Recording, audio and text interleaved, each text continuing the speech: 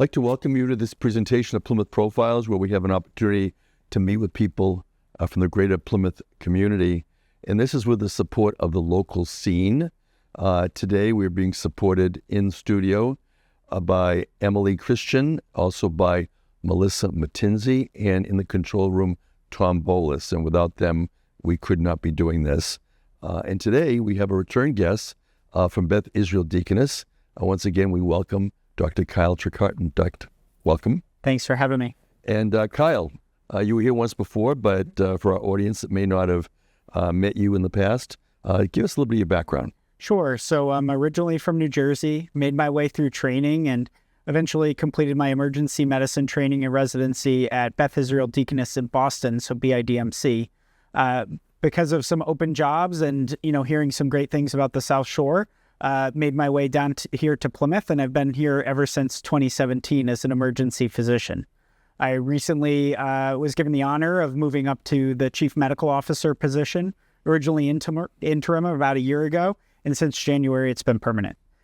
And you mentioned you moved down here with your wife, and is she working in medical fields? Yeah, my wife's a neurologist, and we have 2 kids. We live in Duxbury, and we really love it. Wonderful. Yeah. So, since the last time, tell us about how you've changed in terms of working in the emergency department to now being the chief medical officer. How is that different for you? Sure. So a lot of things that overlap, that we're focused on patient care, that we're trying to do the best things for our patients, triage, in that we're taking care of the most emergent things as quickly as possible.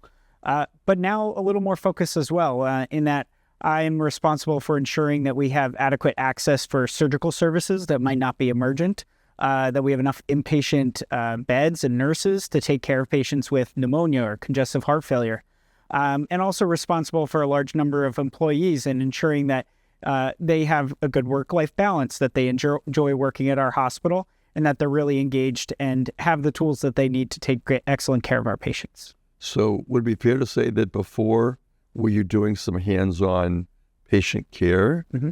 And are you doing a little less of that and more administrative work now? Yes, that's correct. So I used to work pretty much full-time as emergency physician, seeing patients every day, doing procedures, taking a history, doing a physical exam, all that. I'm still lucky to be able to do that a few days a month. But yes, now most of my job is administrative and providing a lot of the clinical and physician perspective when we're making, business and administrative decisions at the hospital. As we may have talked about in the past, my brother is with Beth Israel Deaconess up at the Boston campus, and he also has been doing patient care, but there was a period of time when he was also doing administrative work, mm-hmm. including when the transition came for the Jordan to become Beth Israel, and it struck me at the time that it probably was helpful for a physician to have the background and training in hands-on medical if you're going to be then acting as an administrator, trying to work and help other doctors. Absolutely. Yeah, that perspective is really vital, and that's why, at least most hospitals have a chief medical officer. In some ways, we're supposed to be both the voice of the physicians and the voice of administration. And in some ways, we're sort of that interpreter or the go-between ambassador, if you will, between the two different groups, because we can't separate the medicine from what we do. Just like Amazon their product is to deliver, good products to your door quickly. Our product is to deliver high-quality medical care to you, the patient, as quickly as possible, as efficiently as possible, and as comfortable as possible. So we're taping this in August of 2026. Mm-hmm. I just happened to come from a chamber luncheon where Bob Johnson from your philanthropy department got up and spoke and said, "We did it." And I think what he was trying to say was, we did it in terms of raising the money for the expanded emergency room. Tell us a little bit about that. Sure. So our emergency department is, quite old currently, designed for a different decade when Plymouth was a lot smaller, designed for approximately 25,000 visits per year. And we're now seeing over 46,000 visits a year in that emergency department. For those who may know or have been in our emergency department, it's a lot of curtained bays rather than private rooms. And we're looking to change that. We're looking to double the square footage. It should be built by the end of 2028. We're doing this in a phased approach. And by the end of 2028, we expect that it should be able to see upwards of 65,000 visits per year. At least that's what it's designed for. And patients will get much more access to private rooms with doors so they can receive care, be with loved ones in a private, quiet space that's much more amenable to, good medical care and recovery. It's interesting you mentioned that the current ER is dated, because I'm old enough to remember, having served previously on the board, that being involved in the prior emergency room expansion fundraising campaign. So I want to know, from the moment that the vision for this expansion began until now, does it appear that the final product is going to be enough to satisfy the current need?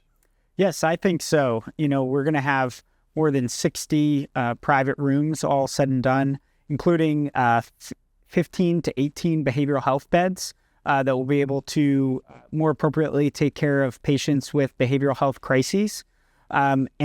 It's really converting some of the inadequate space we have currently into better private rooms.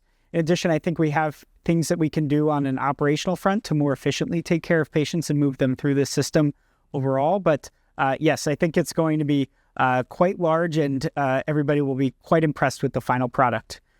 We've just finished our first phase of the emergency department. We've opened some new private rooms, a new waiting room, new triage bays. And, we expect that by the end of 2028, as we've moved through the renovations of our current space, the rest of the emergency department will reflect that beautiful space, large rooms, natural light, and again, really amenable to recovery and care. So about a week before the COVID shutdown, I was a customer at the hospital. I ended up having a procedure and had to come back later in the day in the ER. And eventually when they admitted me, I was in what I would describe as a holding area with curtains and no privacy. I didn't really care because I was being treated, and that's what was most important. But more recently, in my professional life as an attorney, I had reason to go to the ER to meet with a client to sign some paperwork. And as I left the waiting area and kind of walked through the ER, it struck me that there was a lot of lack of privacy for a lot of people. I was seeing things that were happening that probably would be better left for a private room or space. So with this new emergency room expansion, will there be more privacy? Yes, absolutely. And you bring up something that, we're concerned about as well as Beth Israel Plymouth and even Beth Israel Lahey Health as a system. We really, I think, provide excellent quality care, but we're not necessarily giving the patients, the community, the space, the privacy that they deserve. So yes, that is the goal of this project, is to provide that safe, private, and comfortable care. And when will everything be done? Yeah, so we're anticipating somewhere in 2028, when all is said and done, the project will be complete. So one of the other programs that we were going to talk about today was MIH. What's that? Sure. So MIH stands for Mobile Integrated Health. This is a program that has been put in place in a number of different communities across the U.S., but Plymouth is one of the only ones in Massachusetts that still has an active and thriving program. Mobile Integrated Health is essentially specially trained paramedics, the people who, would respond to medical emergencies on an ambulance. They would go out to an individual's home, evaluate the patient, take some vital signs, listen to their heart and lungs, and then they actually call over to the hospital and speak to a medical provider who provides what we call online medical control, actual real-time live advice to that paramedic about what they're seeing and what we can do to help care for a patient. The goal ultimately is to help avoid patients having to come to the hospital when they would be much more comfortable, if safe, at home. And so our primary group of patients that we're doing this with are those that are discharged from the hospital. to try to prevent them from being readmitted to the hospital. But we also do this for patients that, we sort of say are on the fence when they come into the emergency department, maybe need 1 or 2 more treatments in the next 12, 24, 36 hours. And that's the thing that would prevent them from having to come into the hospital.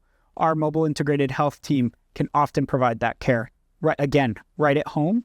And it's actually free to the patient. We're not doing it at any charge to the patient or their insurance. How do you support that financially? Right. So ultimately, we are investing in this program.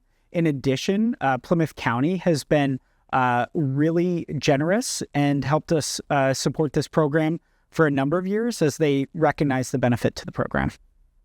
So is this something that you would see is going to continue or expand? I hope so. One thing that's happening right now is, there's discussions going on even at the Massachusetts State House around whether insurance companies should cover mobile integrated health.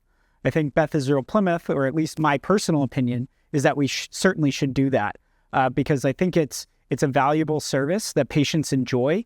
And ultimately, it's a lower cost of a patient having to stay in the hospital overnight. So, Kyle, I want to talk to you a little bit about the relationship of the Plymouth campus to other areas within the system. Sure. And the Boston campus. And I mentioned it before, and you're aware of this, that I was also a customer back in 2017 when I was in a car accident and ended up in the ER, and I was diagnosed with a brain aneurysm. And I then had successful surgery in Boston. But what happened immediately thereafter when I had follow-ups is that Boston and Plymouth weren't talking to one another. And when I say that, I mean on computers with records. And since then, I'm aware that the hospital has embraced Epic. So I'd like you to talk a little bit about Epic and whether or not Plymouth patients now are going to be able to possibly have a specialist out of Plymouth and still have the specialist be able to access the Plymouth records and vice versa. Absolutely. First off, I'm sorry that you had that experience. That's definitely not something we want our patients to experience. We strive for excellent communication throughout our system, but I think that is, as you said, something that's greatly improved since the time that event happened to you. I'm also glad that they found your aneurysm before it caused any problems. Sure. So yes, we have recently gone live with Epic. It was October of 2024. The entire BILH system went on to one, we call it instance of Epic. So we're all working off the same medical record. If you're registered as a patient anywhere as far north as Exeter or as far south as Plymouth, you appear in our medical record exactly the same as a patient who was registered at a different hospital. I mean, that's really beneficial because, nowadays we can't provide care for every patient at every single site, but that communication is really key. The ability to see what tests have been done, the notes from specialists, really allows us to give optimal care. And Epic has been a game changer for us in this regard. The other benefit for the patient, quite candidly, is there were certain tests that were being requested in follow-up visits. They could have been performed in Plymouth, but because Plymouth and Boston were communicating, I had to travel to Boston to have the test.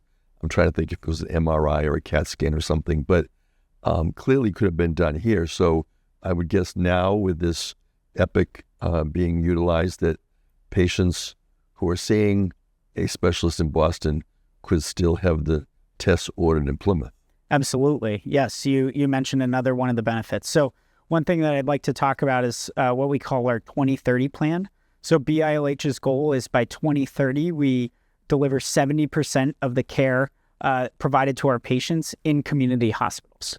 And that's actually pretty unique among major, especially academic health systems, where a lot of other systems, their strategy is to use the community hospitals to draw care into the academic medical center, usually in a large metropolitan area. Whereas we're saying we want to do this local, where the patients want to stay, where they're close to their loved ones if they have to stay in the hospital and don't have to fight the traffic on Route 3. So yes, absolutely. And we're trying to streamline some of these processes where sometimes now you could even have a specialist in Boston that you can see completely through telemedicine. They can order the tests local here in Plymouth. You get the test done. It gets, automatically uploaded to the EMR. Both you on your patient portal and the specialist can see that result. And then you could have another telemedicine visit to follow up on those results. Now, if it's a specialist that performs surgery, you might have to go into Boston for that one surgical appointment. But the pre-op appointments, the follow-up can often be done here in Plymouth. I was in another meeting earlier this week, and there was a statistic about the Plymouth population, and essentially it was a high number of baby boomers and seniors, a high percentage. And so it strikes me that would be another reason why to deliver 70% of services for any hospital level would be beneficial for a catchment area like Greater Plymouth. Absolutely. Plymouth is one of the only growing municipalities in Massachusetts, and it's growing fast. And that's part of the reason why we need a new emergency department, why I think in the coming years we're going to be needing to expand inpatient bed capacity, and we're going to be expanding our outpatient imaging and procedural services as well. I think it's also something that the entire country is going to be looking at as, we have a population that's going to skew older over time. And there's a number of ways that we'll need to be much more efficient, but also expand capacity. So you're absolutely right that that's something that we're considering and really trying to do our best to plan for. I'd like you to talk a little more about telemedicine, because another benefit, and I have a lot of resistance in my law practice from some of my seniors who don't want to do Zoom, they don't want to do virtual, and yet they could benefit from it when they have difficulty scheduling an in-person meeting. And recently, I had a follow-up visit with a local Plymouth physician who's actually a surgeon at your hospital, and he actually is having some medical challenges.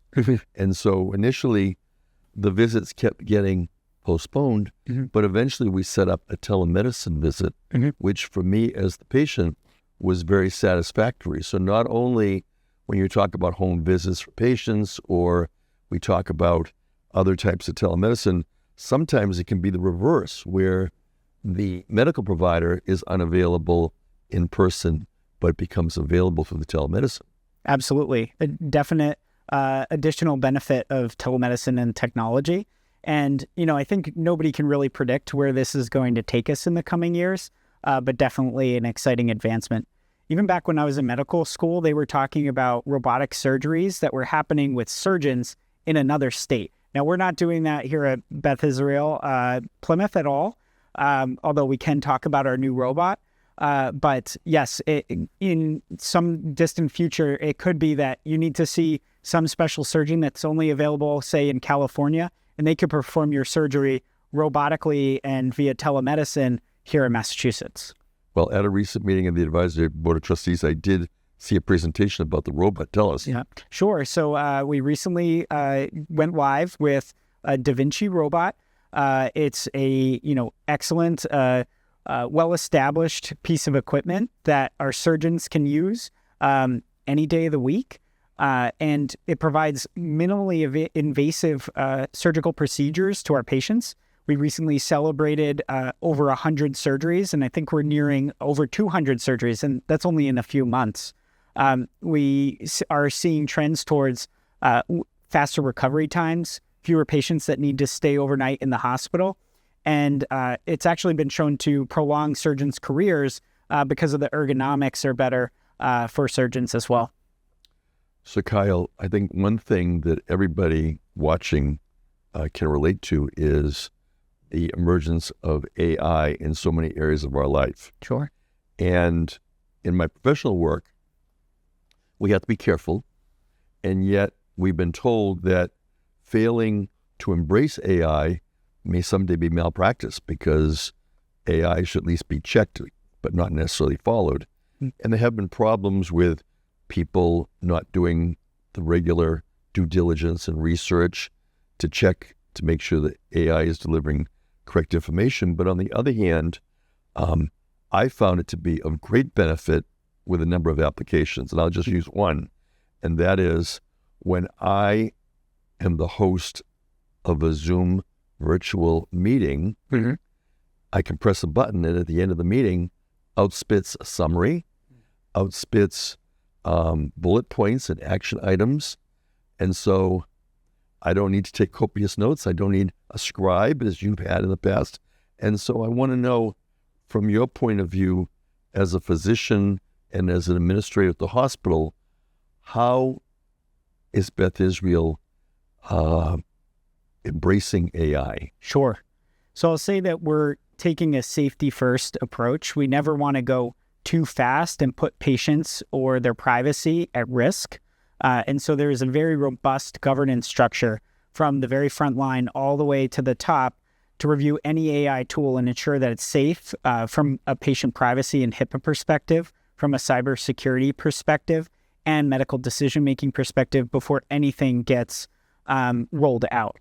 I would say probably a great successful example of AI use in BILH is Heidi Health. It's a AI scribe tool, as you sort of alluded to, where if I'm the patient and I'm seeing you or I'm the doctor and I'm seeing you as a patient, first with your consent, I can start the tool going.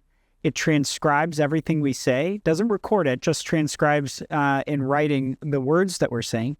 And then it turns it into a physician note at the end. And the benefit is, one, that I can, as a physician, I can write my own personalized template, and then I can edit the results afterwards. And we always make sure to express to our physicians the importance of fully reading the note, because ultimately it's their product.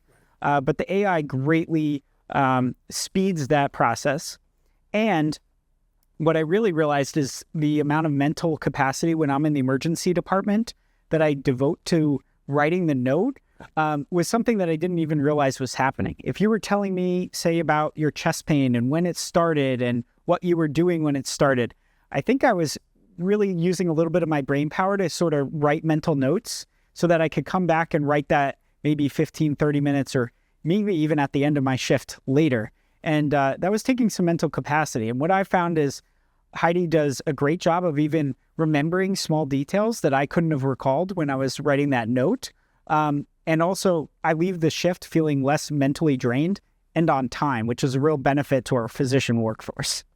I also find for myself that I feel it's improved me in being even a better listener, because if I'm in a meeting on an AI-supported virtual platform, then I can just listen to what you're saying, not worry about taking notes, which I was always trained to do, and then at the end, not worry about it, because then I can read and I can add if I want. But it really allows me to clear my head and just focus on, in my case, the client and what they have to say to me. Absolutely. Another thing that I heard in terms of the application at the hospital, at one of the hospital meetings, was from a business perspective, it seems like the hospital is able to save considerable time. The example was given in some type of proposal for some either grant or bid or something, and how it would have taken normally days, and instead it was hours. Absolutely. It's great at preparing reports, doing initial analysis of data. Another great business application is some of the tools native in our EMR actually examine surgical schedules and how we're, one, scheduling them, but then two, actually utilizing them on the day of the procedure. And it can help us figure out how to adjust schedules so that we'll be more efficient in the operating room. We can care for more patients in a more efficient pattern, get some of the nurses and techs and surgeons home maybe a little bit early for their shift. So it's been a great benefit there too. Now, again, in 2026, as we're taping this, we've seen changes at the administrative level. For sure. So tell us a little bit about the changes from on down, from the president on down. Sure. So Jonathan Lind is our new president. He started on May 4th, I believe. And he comes to us from Chicago, another community hospital where he was the president. He's got family in the area and really was excited to move to Massachusetts. He's originally from the area as well. We are currently undergoing a chief nursing officer search, which announcements should be coming, in the next few days to weeks. And we're very excited about, the quality of applicants that we had for that position. And you have backup people in the meantime. Absolutely. Yes. Yeah. We have an interim CNO. Her name is Lynn Cronin. She actually joins us from Milton Hospital.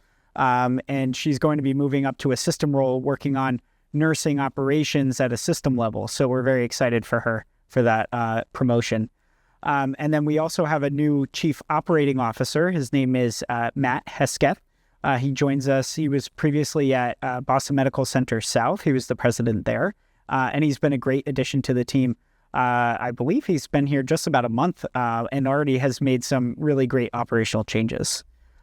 So Kyle, as we finish, I think I asked you this last time, people might tune in not at the beginning. Mm-hmm. So if they haven't heard this whole presentation, what would be the one thing you'd want them to remember? Sure. I'd want them to remember that BID-Plymouth is no longer a small community hospital. It's really part of a larger medical system that is really looking to deliver 70% of our medical care here in the community. What that means is with the resources from the system, we can do things like expand and renovate our new ER. We can add additional, more complex procedures and services. We have the benefits of an integrated EMR. And really what that means is more patients can get higher quality and specialized care right here in Plymouth. Kyle, what do you like to do in your spare time when you're not working as a physician? I like to lift weights and run, bike, play with the kids, and we really enjoy Duxbury Beach. Wonderful. Good. Well, Kyle Trecartin, thank you so much. Thank you. And welcome and thank you and congratulations for your new position at the hospital. We appreciate your support and the support of the hospital. And we'd like to thank everyone who's joined us today. Please stay tuned for future presentations. We have a number of very exciting guests coming up in the future. And once again, thank you to the local scene for their ongoing support for this program. And I'm Steve Triffletti. I'm Plymouth Town Moderator. Thank you for joining us and good day.